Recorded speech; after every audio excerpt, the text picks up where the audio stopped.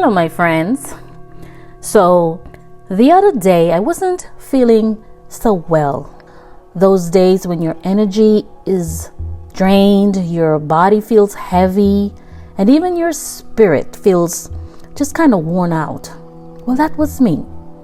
And I was just sitting there trying to push through the weight of the day. You know, when a child, an innocent child, happened to notice me. And this child looked right at me, and with the kind of innocence and wisdom that only a child can carry, they said to me, "Less is best." Let me tell you, I froze for a moment, and those words landed on me like a soft whisper of truth. The child said to me, "Less is best." And with tears starting to fill my eyes, I asked gently, "What did you just say?" And with the sweetest clarity, the child repeated, slowly this time. She said to me, "Less is best. When you're tired, less is best." And she simply walked away. Now, I don't know about you, but I have learned that sometimes the simplest words can carry the deepest meaning. And that little phrase, that day, spoken so sincerely, was exactly what I needed in that moment. Because it reminded me that life doesn't always require us to give more, to do more, or to push harder, especially when we are already running on empty. Sometimes the wisest and most loving thing we can do for ourselves is to step back, to breathe, and simply do less. And the more I thought about it, the more I realized how often we forget this. Because you see, we live in a world that tells us more is always better. More effort, more hustle, more speed. But in truth, there are moments when less really is best. I mean, isn't it funny how children sometimes see the things we have forgotten? Because we as adults, we often get caught up in responsibilities and appearances and keeping everything together, that we ourselves sometimes forget the simple truth that when you are not feeling well, less is best. Yes, do less. Sit down, go for a walk, drink water, rest. And you know, as we grow older, we learn to survive by doing more. More hours at work, more commitments, more yes when our hearts are crying out for no, more giving to others even when we are running on empty. And we forget that our bodies have limits. We forget that our hearts can only carry so much. And we forget that our minds also need rest just as much as our muscles do. But a child doesn't forget. Oh no, children, they don't forget. A child rests when they are tired. Oh yes. They cry when they need comfort. They stop when they've had enough. Even when they're eating. You can be feeding a baby, and when they have had enough, they will push that spoon away. And they don't push themselves to the edge of burnout. No. And so that day, when that child looked at me and said, "Less is best," I realized how much I had forgotten. And I mean, most of us would admit that we live in a world that constantly tells us to do more. You know, hustle harder, like the young people say, grind longer, grind harder, push through, don't stop. Almost as if there's a toxic pride in exhaustion these days. And honestly, have any of you ever noticed how people seem to wear busyness like a badge of honor? Where people brag about how little sleep they get, how many projects we're juggling, and how much we sacrifice. And I'm not here to diminish any of those things, any of that, because people have bills to pay. We have families to take care of. So they have to do what they have to do. Or should I say, we have to do what we have to do as adults. But here's the truth. Running yourself into the ground is not strength. Neglecting your own well-being is not noble.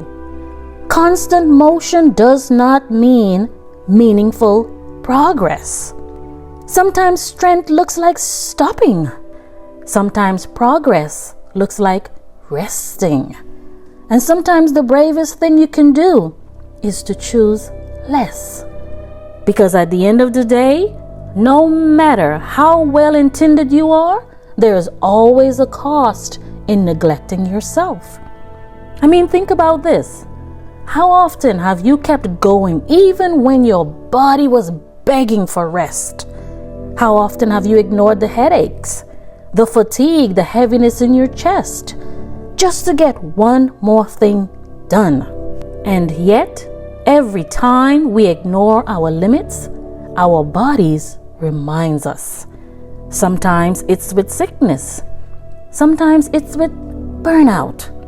And sometimes it's with emotional breakdowns that catches us off guard. And let me tell you, the cost of overextending yourself is always higher than you think. And here's the irony.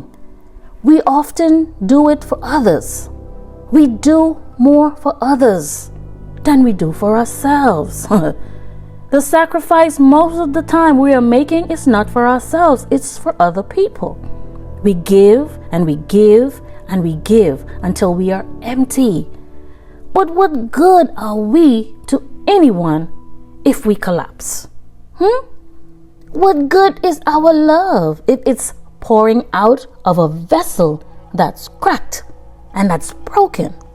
Friends, listen, you cannot pour from an empty cup. You just cannot. You can't light the way for others if your own flame has burned out. And that is why, as the child reminded me, less is best. Now let me pause and clarify something. Rest isn't just about sleep. Yes, sleep is important, but real rest, the kind that heals you, is deeper, much deeper than simply sleep. Rest is allowing yourself to stop performing. Rest is giving yourself permission to say, I can't do it all today. I just can't. Rest is saying no to what drains you so you can say yes to what restores you. Rest is finding stillness in a world that never stops spinning. And sometimes rest looks like eating a nourishing meal instead of fast food on the go. Sometimes rest is turning off your phone and sitting in silence. Sometimes rest is going for a walk in nature or listening to music that calms your soul. Sometimes rest is listening to motivational messages. Sometimes rest is prayer or meditation. And believe it or not, sometimes rest is simply breathing. Just breathing in deeply and releasing it slowly. And rest, my friend, is not weakness. No, it's not. Rest is wisdom. Rest is loving yourself. And maybe right now you're in a dark season. Maybe you're grieving. Maybe you've lost something or someone you loved. Maybe you're in a season of disappointment where nothing seems to be working the way you hoped. Maybe you're burned out, overwhelmed, or secretly struggling with sadness that you don't talk about. And if that's you, I want you to hear me. It's okay to rest. It's okay to rest. It's okay to step back. It's okay to not have all the answers. And it's okay to heal in private, quietly, and slowly. Because dark seasons, they come for all of us. Yes, they do. But they don't last forever. And here's the beauty of a dark season. If you pay attention, it teaches us things the light never could. Because dark seasons or dark days, they slow us down. Oh yes. They force us to look inward. They make us reevaluate what truly matters. And when the light returns, as it always does, we are stronger. We find ourselves wiser and more compassionate than we were before, but only if we allow ourselves the space to rest and to heal. And so I want to encourage you with this. Breathe, relax, and rest. So when tomorrow comes, you will be revived, you will be refreshed and ready to meet it. You may not see it yet. You may feel stuck, like nothing will ever change. But life has a rhythm all on its own. Seasons shift and seasons change. Just as winter turns to spring, your dark season will give way to light someday. But here's the key. Your comeback doesn't come through constant striving. No. Your comeback, it grows quietly in the soil of rest, in the silence of healing, and in the gentle rhythm of giving yourself grace. So that when you return, and you will, you won't come back the same. But instead, you will come back stronger. You will come back softer, wiser, and braver. Hey, you'll come back with more clarity, with deeper compassion, and with a greater sense of who you are. Yes, who you truly are. But that comeback requires one thing. Right now, it requires rest. It requires less when it's necessary. So let me ask you a question for your reflection. When was the last time you gave yourself grace? When was the last time you gave yourself some serious rest? You know, we're so quick to forgive others. We're so quick to encourage others, to give others space when they're struggling, or give them a helping hand when they need it. And all that's okay. But when it comes to ourselves, quite often, we are harsh. Many times we criticize, we shame, and we tell ourselves we're not doing enough. But friend, let me tell you, the you that you are, that you deserves grace. Oh yes, it does. You deserve kindness and you deserve compassion. So I encourage you to talk to yourself the way you would talk to someone you love. Tell yourself, it's okay to rest. It's okay to take a break. It's okay to heal. Because love begins with the way you love yourself. It begins with loving yourself first.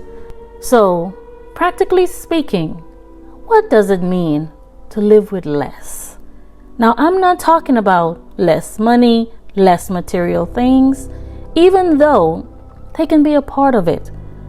But what I'm talking about is, it means less rushing and more presence. It means less noise and more peace. Less proving and more being. Less clutter and more clarity. Less doing and more living. And living with less doesn't mean you lack. No, it means you finally make space for what truly matters. And when you are not feeling well, this is even more important, because less allows your body to recover, and less gives your mind a chance to breathe, and less also frees your soul in order for it to be restored. And so, as I close, if you take nothing else from this message, let it be this. When you are not feeling well, remember, less is best. When life feels heavy, remember, less is best. When your heart hurts and aches, remember, less is best. And when your spirit is tired and worn out, definitely remember less is best. And also remember that less doesn't mean failure. Less doesn't mean weakness. None of that stuff. But in fact, less means wisdom. Less means healing. And less means strength. You're giving your body, your mind, your soul the strength and the energy that it needs for the journey ahead. So rest, heal, give yourself grace, eat well, move your body, even if it's gently, sleep deeply, and pray or meditate often. And know that your dark season is not your final season. Your setback is not your ending. And your restoration and your comeback is already on the horizon. But for now, remember, less is best. Now, let me leave you with this question. When you've gone through your own dark season, what has helped you to find rest? When you went through your dark season, and we've all experienced them, share with us what has helped you to find that rest and that comfort that you needed. Where did you go? What did you do? What did you do to give yourself grace and rest in order to begin your comeback? Please share your journey, because like I always say, your story may just be the light someone else needs to hear today. Please share. See you next time. Bye for now.